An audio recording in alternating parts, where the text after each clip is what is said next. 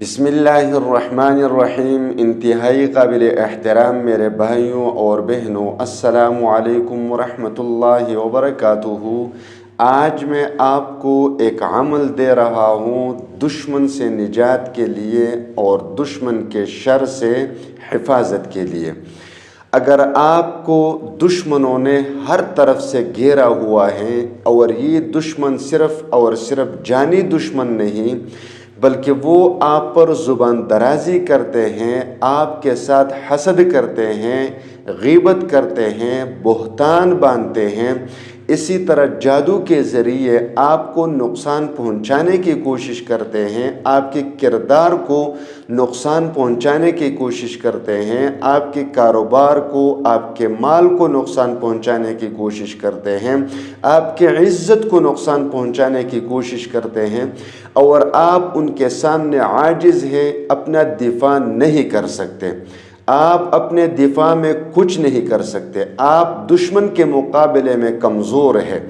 तो ये अमल आपके लिए है, आप ये अमल करें, इंशाअल्लाह ताला वो दुश्मन आपको नुकसान पहुंचाने से बाज आ जाएगा। अगर वो जादू जिन्नात के ज़रिए आपको नुकसान पहुंचाने की कोशिश करते हैं तो लाख कोशिश के बावजूद भी वो जादू के ज़रिए आपको नुकसान नहीं पहुंचा सकेंगे।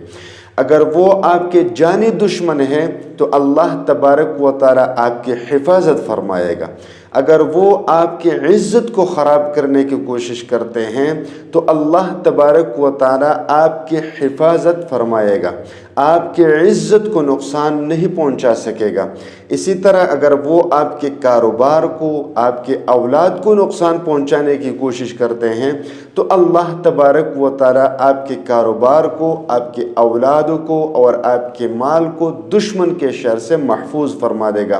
गरज ये है कि आप एक हिसार में आ जाएंगे, अल्लाह तबारक व तआला के हिफाजत में आ जाएंगे। और आपको मालूम होना चाहिए जब बैतुल्लाह शरीफ पर अबरहा ने हमला करना चाहा तो बैतुल्लाह शरीफ के हिफाजत के लिए कोई मौजूद नहीं था, क्योंकि उस वक्त तौहीद नहीं था, शिर्क था, तो वो लोग बैतुल्लाह शरीफ की हिफाजत नहीं कर सकते थे।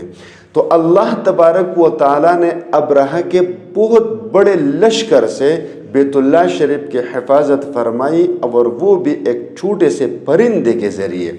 तो अल्लाह तबारक व तआला के हिसार में जब आप आ जाएंगे तो फिर अल्लाह तबारक व तआला अपने बंदों को किसी के हवाले नहीं करता, क्योंकि अल्लाह तबारक व तआला अपने तमाम बंदों पर कादिर है, गालिब है। अल्लाह तबारक व तआला अपने तमाम बंदों के साथ मोहब्बत रखता है।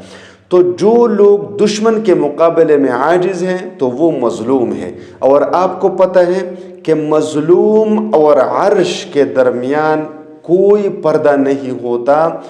यह मज़लूम के मुँह से आह निकलता है, वह अल्लाह तबारक व तआला का अर्श हिलता है और अल्लाह तबारक व तआला अपने बंदे के साथ खड़ा हो जाता है और अपने बंदे का हिफाजत फरमाता है और जालिम को नेस्त व नाबूद कर देता है।